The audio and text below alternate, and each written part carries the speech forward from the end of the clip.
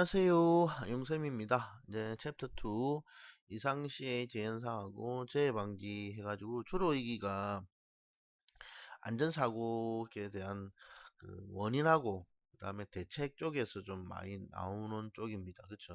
시험 문제가 되게 자주 나오는 편인데 일단은 이렇게 개념을 좀 대강 잡아보면 일단은 사고의 원인은 기본적으로 직접 원인보다는 간접 원인이 먼저 출발합니다. 그러니까 우리가 간접적인 원인들, 뭐 예를 밑에 나오겠지만, 일단은 뭐 교육적인 문제도 있을 수 있고, 그 다음에 신체적인 필요하다든지 뭐 이런 것도 있을 수 있어요. 이런 것 때문에 일단은 간접 원인이 첫 번째 시작이 되고, 이것 때문에 이제 직접 원인으로 이어지는데, 일단 직접 원인은 두 가지로 나눠요. 두 가지로 나눠서 첫 번째는 인적인 거, 사람이 잘못되는 거하고 두 번째는 물적인 거, 물건에 문제가 있는 거죠. 그렇죠? 그래서 이 인적인 거는 사람이 필요하다 보니까 아무 생각이 없어지겠죠. 그러면 이제 이거 만지면 안 되는데 무의식 중에 이제 손이 씩 간 거예요, 그냥. 근데 그 물건이 꺼져 있으면 괜찮은데 이게 작동 중에 있어요. 그래서 기인물하고 또는 그 가해물 또는 가해물이죠. 그래서 가해물인데 그래서 기계 자체하고 이 사람이 피곤한 사람하고 이 사람이 둘이가 만난 거예요. 그래서 이렇게 두 개가 만나게 되면 이제 재해가 발생하죠. 다치거나 뭐 부서지거나 뭐 이런 죽기도 하고 뭐 이렇게 되는 거죠. 그래서 일단은 뭐 간접은 제일 간단하게 얘기하면 피곤한 상태, 피곤한 상태.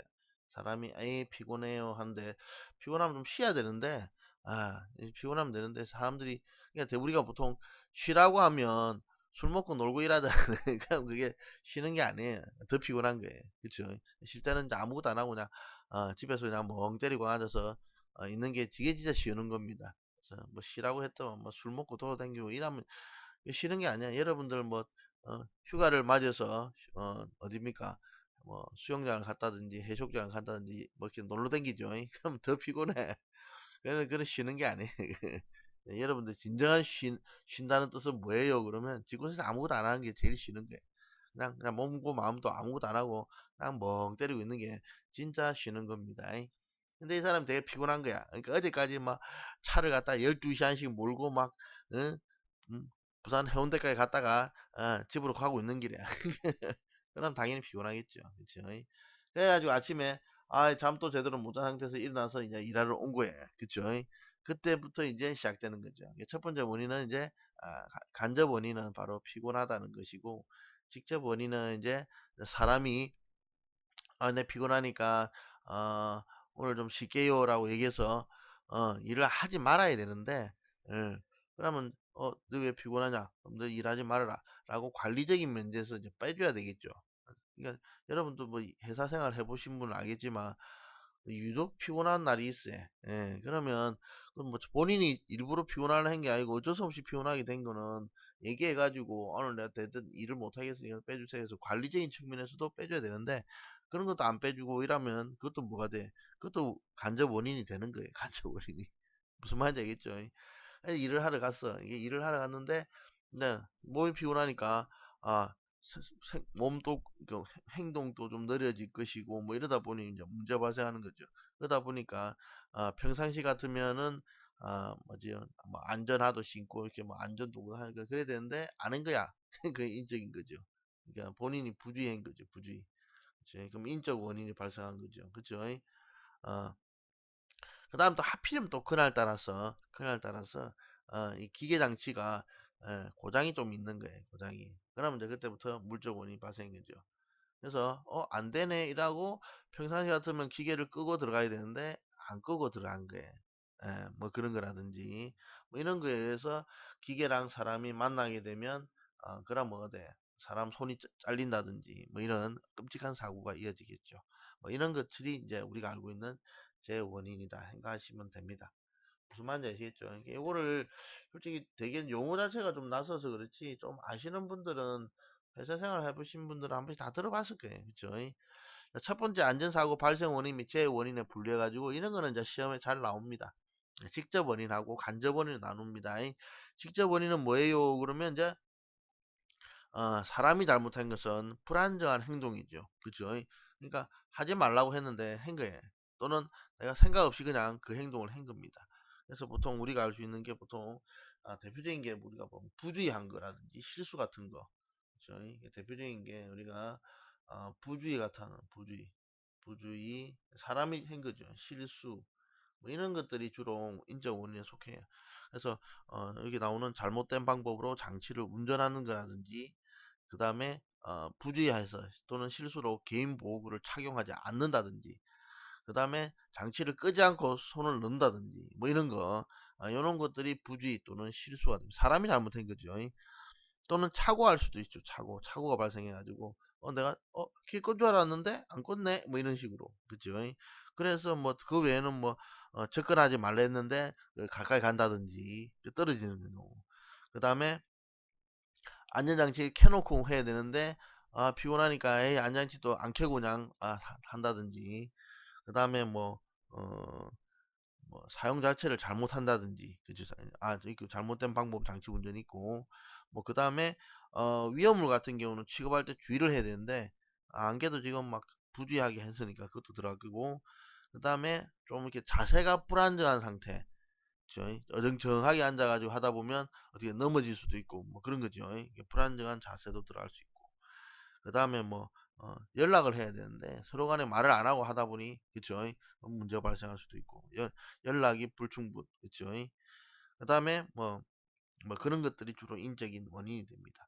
반면에 물적인 원인은 그 기계 장치가 하필이면 또 그날따라 좀 문제가 일으킨 거예요. 이게 공구나 장치 등에 결함이 생긴 거예요. 고장이라든지 뭐 이런 거.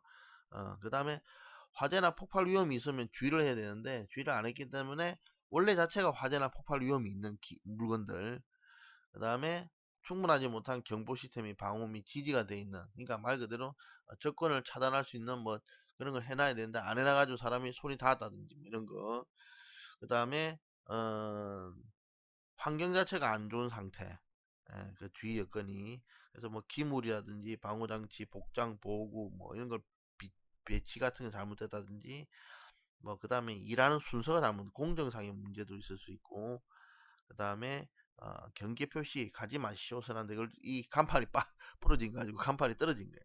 그래서 가지 마시오가 안 보여서 사람이 간다든지 그럼 사람이 간 거는 그 사람이 잘못할 수 있지만 이 사람이 그걸 가지 마시오를 그 간판이 떨어져서 못 보고 갈 수도 있잖아요. 그렇죠? 그럼 간판 문제가 발생할 수도 있죠. 그런 것들이 물적 원인의 불안정한 상태를 만들어 준 거죠. 그렇죠? 이러한 직접 원인을 만들어주기 위해서 어떤 현상이 미리 사전에 존재해야 되냐 그러면 간접 원인이 있어야겠죠. 간접 원인 밑에 보시면 그래서 간접 원인은 직접 원인의 또 원인이 되는 거예요. 간접 원인이 직접 원인의 원인이 되는 거예요. 그래서 첫 번째는 신체적 원인 아까 얘기했지만 피로하다든지 아프다든지 이런 사람들은 일을 시키면 안 되겠죠. 그렇죠? 근데도 막 악덕업주를 만나가지고 아파도 나와서 일을 해 이렇게 된 경우 그렇죠? 그럼 골치 아프죠. 또는 스트레스라든지 수면 부족 상태. 그러니까 이게 뭐 악덕업주 만나서 그럴 수도 있겠지만 쉬라고 했는데 놀러 다니는 거는 술 먹고 놀러 다니는 거는 쉬는 게 아닙니다. 그거는 본인이 잘못된 거예요. 쉬는 건 아무것도 안 하는 게 쉬는 거예요. 그렇죠? 그 다음에 이제 교육적 원인은 이거 오타네. 그래서 이제 미술이 아니고 미숙입니다. 고쳐놔야겠네. 이게 미술이 아니고 이 미술이 아니고 미숙한 거. 미숙이에요, 미숙. 미숙하다든지 안전에 대한 미숙, 그쵸? 그 다음에 경시, 그 다음에 미경험 등에 대한 원인, 뭐, 그니까, 뭡니까? 무지하다든지, 그쵸? 그런 것들이 주로 들어갑니다. 그 다음에 정신적 원인은, 그니까, 불만을 가지고 막 일을 한다든지, 처음부터 막 굉장히 기분 나쁘게 사람이. 그러면 사고 날 수 있겠죠. 또는 뭐 공포심이 있는 경우 자기는 이렇게 좁은 데 들어가면 잘 이거 막 폐소 공포증 이런 거 그런 있는 사람들을 그 좁은 데 넣으면 돼야 안 돼? 안 될 거 아닙니까? 광장 공포증 있는 사람 보고 밖에 나가서 일하라 그러면 그것도 문제가 있는 거죠. 물론 그런 사람들이 자주 있는 건 아니겠고 그 다음에 뭐 긴장이 또 너무 심하게 돼가지고 사고 날 수도 있고 그 다음에 뭐 태만한 경우 그런 경우도 될 수 있죠. 그 다음에 이제 관리적 원인은 저희 관리를 이제 위에서 해주는데, 배치를 만약에 여기 이 사람은 요즘에서 간격이 한 1m씩 뛰어서 사람을 이렇게 배치해야 되는데 너무 좁게 한다든지 뭐 이런 거. 그 다음에 작업 기준을 갖다가 해놨는데 좀 뭐 애매하게 적어놔가지고 뭐 하란 말인지 잘 못 알아들어가지고 사고 나는 경우. 작업 기준이 모호하다든지 아니면 제도 자체가 좀 결함이 있다든지. 그쵸? 그 다음에 작업 지시를 좀 잘못된 지시를 할 수도 있겠죠. 그러니까 사장이 뭐 이거 해랬는데 하면 안 되는데 잘못 지시를 내려갖고 해랬다고 그걸 또 하는 사람도 있어. 그러니까 사고 나는 수도 있죠. 뭐 이런 거라든지 여러 가지가 있을 수 있겠죠. 그 다음 기술적 원인은 이제 음, 기계 자체에 기술적인 결함이 있을 수 있어요. 그쵸? 그래서 그런 거라든지 이렇게 됩니다. 그래서 시험 문제는 뭐가 주로 나오냐 그러면 일단은 첫 번째는 찾기 또는 두 번째는 분류 이 두 가지로 생각하시면 되는데, 그래서 일단은 여러분들이 오른쪽에 보시면 직접 원인에 뭐뭐 있느냐 이게 찾는 거, 간접 원인에 뭐뭐 있느냐 이 찾는 거, 기출 문제 보시면 되게 좀 많은 편입니다. 그 다음에 이제 밑에 핵심 키에 보면 재해 발생 순서 5단계인데, 일단은 불안전 행동과 상태가 직접 원인이에요. 그쵸? 그거 앞에 뭐가 있댔어요? 간접 원인이 있죠. 보통 이제 사회적 환경과 유전적 요소 이런 건 전부 다 간접 원인에 속하죠. 그쵸? 인적 결함 같은 경우. 그리고 직접 원인이 불안전 행동과 상태가 되고 그게 사고로 이어집니다. 그래서 보통 이걸 줄여버리면 이제 이상 상태가 발생하고 여기 간접 원인에 속하고, 불안전 행동 및 상태가 이게 직접 원인이고 그 다음 사고가 발생합니다. 그래서 항상 간접, 직접, 사고 이렇게 넘어가는 단계적으로 이렇게 구성되어 있으니까 시험 문제가 이제 찾을 때 항상 첫 번째 단계에서 나오는 게 아니고 두 번째 쪽에서나 사고 바로 앞에서 뭐가 등장한다? 직접 원인이 항상 등장합니다. 그래서 불안전 행동과 상태니까 요걸 중점적으로 기억을 해두시면 찾기 좀 나았겠죠. 그래서 사고랑 요거 연결되는 게 직접 원인하고 연결되는 거죠. 이렇게 보시면 좀 도움이 될 것 같고, 그 다음에 이제 문제가 있죠. 제 간접 원인 중 관리적 원인에 속하지 않는 것은, 그러면 이제 관리적 원인에 다른 게 나와야겠죠. 그래서 뭐 책임감이 결여돼서 어, 어, 뭐 문제가 발생한다든지, 그러니까 사장이 시켰는데 이걸 왜 해야 되는데요? 뭐 이런 거 책임감 결여잖아요. 그 다음에 사장이 니는 일로 가서 일하고 저는 절로 가서 일해라 했는데 배치를 잘못하는 거. 그 다음에 작업 관리 부재 뭐 이런 거, 작업 기준 불명확 이런 것들 하죠. 근데 이번에 생산 방법에 부적당한 거는 이 공정의 문제지, 공정 문제. 그래서 공정 문제는 이거하고 관계가 좀 없죠. 그 다음에 밑에 기인물하고 가해물이 있는데, 이게 기인물은 원인에 되는 물적인 원인이 되는 반면에 가해물은 직접 재해를 일으킨 거예요. 그러니까 말 그대로 이거 정리전동을 안 해가지고 바닥에 막 돌 같은 게 막 떨어져 있어요. 그럼 내가 돌을 밟아서 미끄러진 거예요. 무슨 말인지 아시겠죠? 그러면 이 정리전동을 안 한 거는 일종의 간접원인이 될 수 있고, 이 돌을 밟은 게 이제 돌이 이제 기인물이 되는 거죠. 근데 문제는 돌은 밟았지만 내가 넘어지면서 앞에 있는 기계장치 톱날에 머리가 닿은 거예요. 그래서 머리가 찢어져 가지고 몇 발을 꿰맸어. 그러면 내 머리를 때린 이 톱니바퀴가 뭐예요? 가해물이 되는 거죠. 그렇죠? 예. 그래서 어, 반면에 이제 그냥 가만히 있는데 이, 어, 이 돌에 자빠져 갖고 돌을 밟아 갖고 넘어져 갖고 돌에 부딪혔어. 이러면 돌이 기인물이자 가해물이 될 수도 있겠죠. 그래서 같을 수도 있고 다를 때도 있는데 두 개 구별만 좀 해주시면 되는데 뭐 문제 자주 나온 건 아니니까 요거만 잘 보시면 될 거예요. 그 다음에 제 누발자는 이게 생각보다 좀 자주 보이는 편인데, 이거는 재해를 발생시킨 사람이죠. 에 분류인데 미숙성 누발자가 있고 상황성 누발자가 있고 습관성 누발자가 있고 소질성 누발자가 있습니다. 그래서 읽어보시면 미숙한 사람들이 사고를 발생시키는 사람들, 그러니까 재해를 원인 일으킨 사람들에 관한 분류죠. 그래서 익숙하지 않은 환경에 있는 사람이나 기능이 미숙한 사람들이 미숙 누발자. 상황성 누발자는 이제 뭐 상황 자체가 좀 어려운 상황인 경우, 작업 상황이라든지 본인적으로. 반면에 습관성 누발자는 이게 이제 경험상에 기인하는 경우, 그러니까 트라우마가 있는 경우도 속하겠죠. 뭐 이런 거. 반면에 이제 소질성 누발자는 원래부터 사고뭉치 있죠, 사고뭉치. 원래부터 얘가 사고뭉치 계열이야. 그러면 얘는 사고를 유발할 가능성이 크겠죠. 소질성 누발자입니다. 그렇죠? 여러분들이 이제 예, 사람을 보고 예, 나는 멀쩡한데 왜 나한테 일을 안 주냐 하는 사람도 있겠죠. 그런 다른 사람들 보기에는 사고 뭉치로 보이거든. 그런 사람들도 있어요. 자, 그래서 시험 문제는 뭐 나오냐 그러면 일단은 개별적으로 이렇게 찾는 경우가 나올 수도 있는데 주로 나오는 게 딱 4개다는 4개. 4개다 보니까 사지선다행해서 아닌 거 찾는 경우 다트 잘 나옵니다. 그래서 밑에 있는 문제 제 누발자의 유형이 아닌 것은 그래서 미숙하고 상하고 습관하고 소지성이기 때문에 답은 자발성 누발자 4번이 되겠죠. 이게 이런 문제들은 어, 요거는 상식적으로 맞추기 좀 어렵기 때문에 용어를 좀 보시는 게 나을 겁니다. 아시겠죠? 그렇게 보시면 되고 그 다음에 이상시 발견 조치하기 위해서는 이제 어떤 상황에 따라서 다르냐는데 발생 형태를 먼저 보면 우리가 요것도 시험에 좀 나와요. 이게 요거 주로 나오는 게 추락, 그 다음에 전도, 협착, 그 다음에 감전 이게 주로 나오는데 추락은 여러분 다 알 겁니다. 사람이 떨어지는 거예요. 반면에 네 번째 나오는 낙하는 뭐예요? 떨어지는 물체에 사람이 맞는 겁니다. 추락과 낙하를 헷갈리시는 분이 간혹가다 있더라고요. 그래서 사람이 떨어져도 낙하 아니에요 이랬는데 그거는 추락이고 낙하는 물건이 떨어지는 거예요. 그렇죠? 반면에 이제 충돌은 그냥 사람이 걷다가 자빠져 가지고 물체에 부딪히는 경우도 있고 뭐 이런 가지 얘기한 거고 전도는 이제 미끄러져 가지고 넘어지는 경우를 전도라 부르고 협착은 이제 낑기는 거. 그쵸?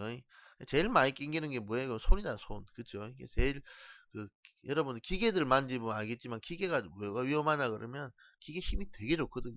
사람이 손 넣었다가 낑기면, 손이 잘리거나, 부러지거나, 뭐, 장난 아닙니다. 그래서, 기계 다루시는 분들은 항상 주의하시는 게 좋아요.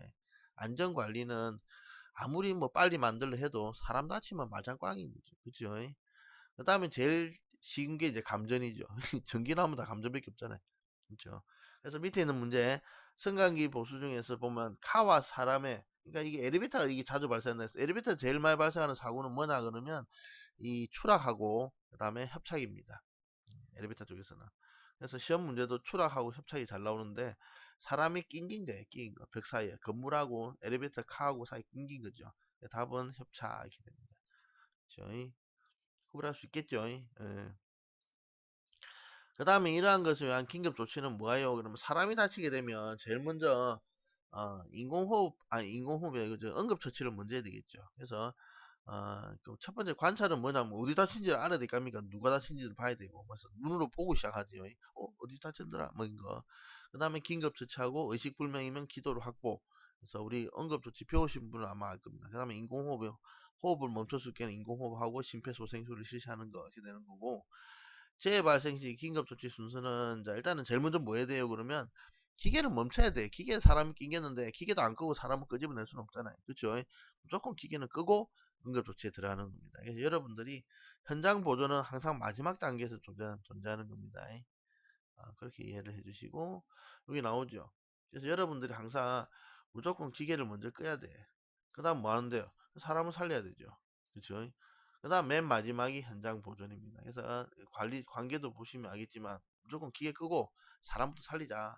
그 다음에 현장 보존은 제일 끝에 있더라. 요것만 기억해도 대강 이제 답을 맞출 수가 있죠. 이걸 다 외우시려고 하시는 분이 있는데 다 외우는 게 아니고 여러분 상식적으로 생각했을 때 외우시는 거예요. 그렇죠? 그 다음에 재 원인의 분석 방법이 가끔가다 한 번씩 나오는데 개별적인 원인 분석은 한 개 한 개씩 분석하는 거예요. 개별적으로.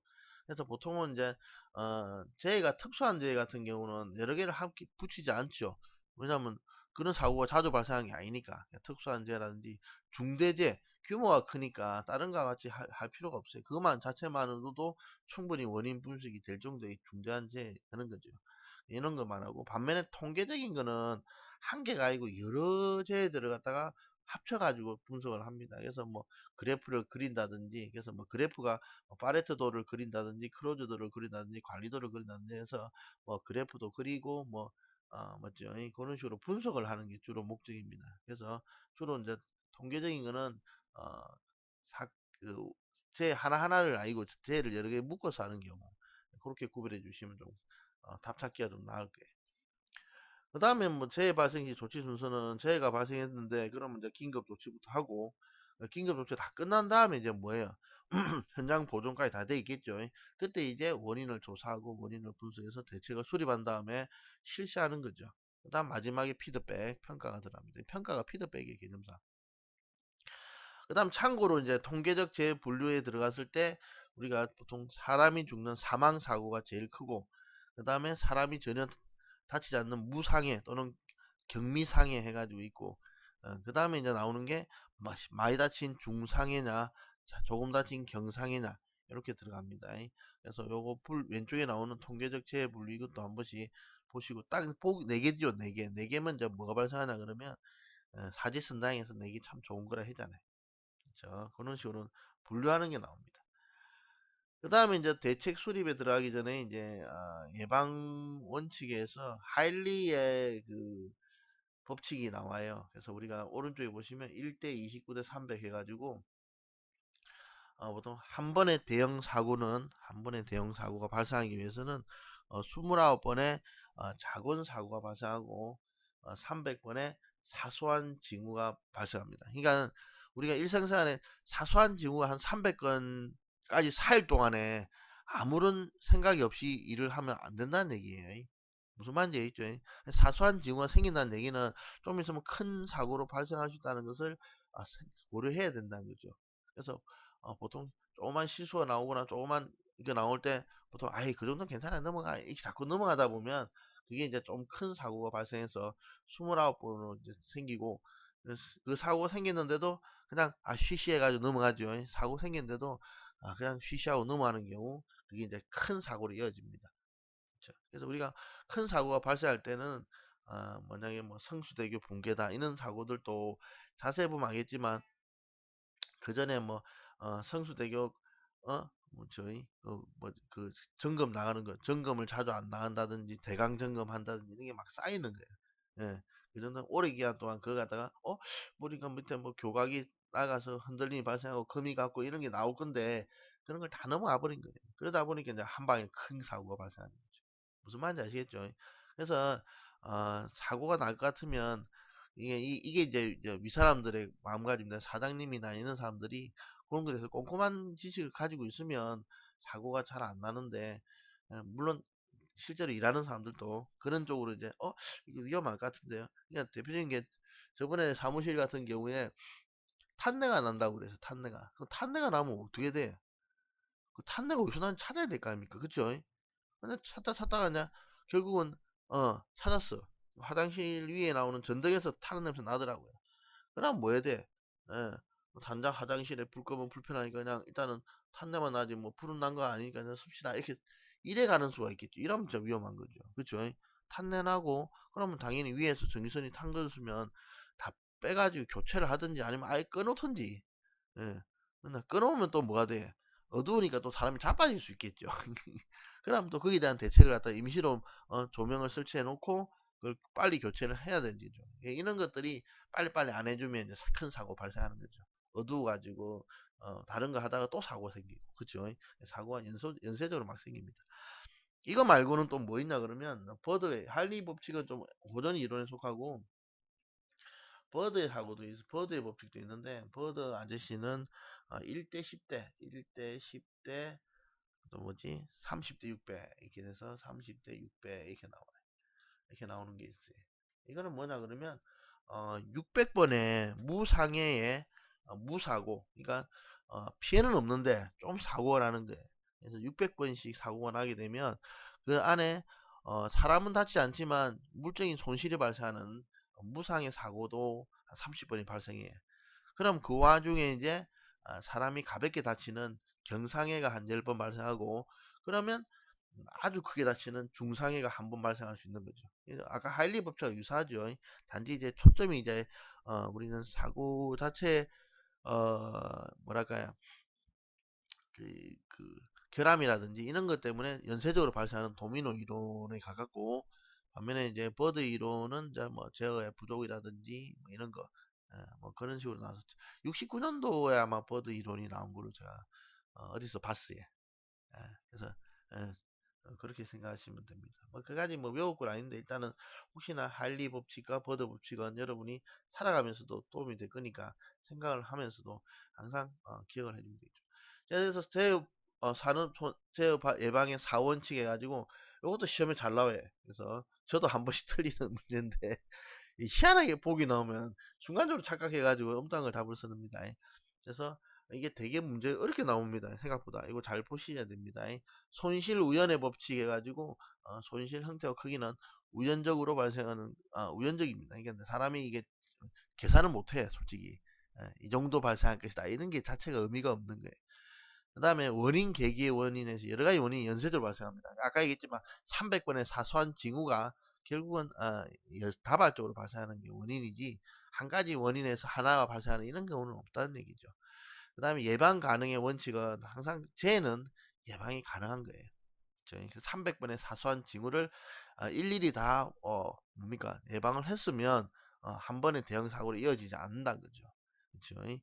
그 다음에 대책 선정의 원칙 해가지고 항상 안전 대책이 선정되고 적용되어야만 그렇죠. 예방을 할 수 있는 겁니다. 그래서 시험 문제는 요 내용이 나오는 게 아니고 요 네 개를 찾는 거예요. 네 개를 찾는 거. 그렇죠. 이 사지선당에서 다른 걸 하나 넣어가지고 헷갈리게 해놨어요. 그래서 그거 기억하시고 그 다음에 사고방지 5단계에서 1, 2, 3, 4, 5단계까지 가는데 요거는 뭐 간단하게 외우시면 1단계는 뭐예요? 그러면 사고 방지를 하기 위해서 일단은 사고 방지 위원회를 만들 겁니다. 이게 조직이죠, 조직. 그러니까 그 조직을 만들. 사람이 일단 사고 방지를 하려면 뭐 사람들이 모여서 할 거 아닙니까? 사람이 먼저 모여야 돼. 조직이 만들어지겠죠. 2단계는 뭔데요? 그러면 이제 사고를 발견하는 과정이죠. 그래서 떤 사고가 있느냐, 발생할 수 있느냐 점검하고 검사하고 분석하고 이런 사람들이 이제 전부 사고 자체를 조사하는 거죠. 그래가지고 사고가 발견되면 뭐합니까? 이제 원인 분석이 평가에 들어가는 거죠. 그래서 이제 직접 원인은 뭐 어떤 것이 있고 간접 원인은 무엇이 뭐 교육 훈련은 어떻게 했어서 문제가 발생할 수 있다 뭐 이런 건 쭉 나올 겁니다. 그래가지고 이제 원인 분석이 끝나면 뭡니까? 이제 대책을 세우는 거죠. 대책을 세우시오. 그 다음 마지막에 뭐다? 이제 대책을 적용하겠죠. 이게 시험 문제는 주로 얘가 주로 나와요. 5단계가 주로 나옵니다. 그래서 밑에도 보면 있는데 우리가 5단계 중에 적용하는 게 보통 3E도 있고 4M도 있는데 3E가 이제 교육 기술 또는 관리 단속 그렇죠? 이렇게 3개가 있어요. 그래서 밑에 보시면 사고 예방 대책 기본론이죠. 3단계, 5단계 중에서 3위에 적용하는 단계가 뭐예요? 그러면 5단계에 적용하는 거죠. 맨 마지막 단계에서. 그렇죠. 이런 문제가 있습니다.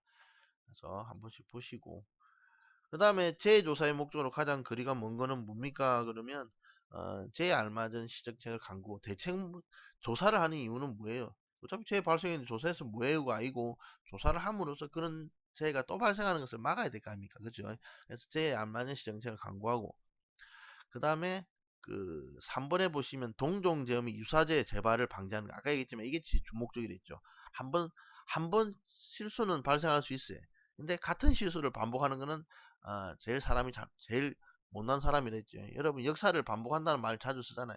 그러니까 분명히 역사에서 배워서 역사를 공부하는 이유가 뭡니까? 같은 사건이 또 생기면 안 되잖아요. 우리가 일본에 지배를 받게 된 원인이 뭐였어요? 뭐 그걸 역사 공부를 하는 이유가 그걸 봄으로써 다시 그런 일이 생기지 않도록 하는 거잖아요. 그렇죠? 위안부 문제도 그런 걸 우리가 공부해야 되는 이유는 역사적으로 우리가 당했으니까 두 번 다시 그런 일을 당하지 않도록 하는 거죠. 그렇잖아요. 예. 일본 애들이 그런 걸 잘 안 하죠. 감추려고만 하고 그렇죠. 그러니까 이 사람들이 그런 거를 또 할 수밖에 또 하게 되는 원인이 되는 거죠. 예. 이해가지 무슨 말인지. 역사를 못 배운 사람이 저희 역사적으로 문제가 있는 그런 나라가 되겠죠. 이제 일본이 좀 그렇죠. 그러니까 이가 전혀 관계 없지만 일단은 제재사의 목적은 뭐다? 그렇죠. 재발 방지가 가장 큰 그렇죠. 이게 시정책 재발 방지 들어가고 그 다음에 이제 4번은 우선 요소를 조사 분석 검토해서 자료 활용하기 위한 건데 2번은 복리후생은 뭡니까? 근로자의 복리후생은 말 그대로 어, 뭐 휴게실을 만들어 준다든지 제일 생각나는 게 복리후생하면 휴게실밖에 기억이 없네. 그러니까 쉴 공간은 만들어줘야 될 거 아닙니까? 그죠? 쉴 공간 안 만들어 주니까 뭐 쉬는 시간에 뭐 합니까? 그죠? 바닥에 쪼그리고 앉아 있다든지 이러면 더 사고 날 수 있는 가능성이 더 크겠죠. 근데 사고와 관계 없는데 일단은 사람들한테 사람다운 대우를 해줘야 될 거 아닙니까? 복리후생이라는 게 그죠? 그래서 뭐 대표적인 게 휴게실 문제라든지 그 다음에 휴게 시간 그쵸 뭐 이런 걸 지켜준다든지 아니면 밥 먹는데 뭐 화장실 옆에서 밥 먹게 한다 이런 거는 아니죠 그쵸 그런 거는 그래서 무엇이 대표적인 게 뭐, 뉴스 한 번씩 나오는 게 마트 근로자들, 어, 그 솔직히 계산하는 사람들 앞에 그 서가지고 계산할 필요 뭐 있어요? 앉아서 해도 되잖아요, 그렇죠? 의자 하나 갖다 놓는 거 가지고 뭐 어, 직원들한테는 어, 뭐 건방지게 보인다고 뭐 그런 것도 잘못된 거예요, 그렇죠? 예. 그래서 복리후생 문제, 서서 일하는 근로자들 앉아서 일해도 되면 그 충분히 의자 하나 주면 되잖아요. 일부러 의자를 빼가지고 서서 일하도록 벌 세우는 것도 아니고 그런 거는 잘못된 거죠. 예, 그런 복리후생 같은 거는 당연히 해야 되는데 문제는 쟤하고는 좀 거리가 있죠. 예, 그런 겁니다. 답은 2번이고. 짤까지 해가지고 일단은 시험에 되게 잘 나오는 제 원인이 상당히 자주 나오는데 그런 것도 한번 공부해 보시고 그 다음에 이름들이 좀 낯설죠. 그래서 이름들 한 번씩 한번 보시고 이게 요 부분이 내용 자체는 어렵지 않은데 물론 어려우신 분도 있을 겁니다. 상식이 아게 얘기지만 상식적으로 저는 생각하거든요. 우리가 용어를 그대로 이해하는 게 아니고 상식적 형태를 바꾸면 피곤하다. 이런 게 그게 이제 간접 원인의 시작인 거예요. 그렇죠? 피곤한 상태에서 일을 해서 안 된다. 피곤하니까 기계에 손이 끼었다. 그러면 기계가 뭐다? 물적인 원인, 손이 끼인 게 인적인 원인이 돼가지고, 그렇죠? 그게 직접 원인이 되는 거고, 그게 가해물이고, 그다음에 이렇게 재해가 발생한 거죠. 이런 식으로 생각해가지고 머릿속에 담으면 이 용어들하고 매칭을 해서 외우면 별거 아닌데 이거 하나도 그냥 말 그대로 상식적인 경험이 없다 보니까 이건 무조건 글자 그대로 외우려고 덤비니까 이게 문제가 어려워지는 거예요. 이해갑니까? 예, 그런 식으로 하기 때문에 조금 상식이 있으신 분은 별거 아닌 과목이지만 좀 나이가 어리신 분들한테는 또 이게 되게 또 외워야 되는 분야가 돼가지고 또 어렵게 느껴지는 경우도 있어요. 그래서 여러분들이 그런 거 좀 고려를 좀 해주셔가지고 좀 이해하려고 좀 노력하신 분 이해한다고 하시면 좀 도움이 되지 않나 싶은 생각이 듭니다. 너무 이렇게 생각하지 마시고 상식이다라고 생각하시고 용어만 조금 이해하는 단계에서 여러분들이 공부를 좀 해주시면 좋을 것 같아요. 되겠죠? 그래서 여기까지 하고 마치도록 하겠습니다.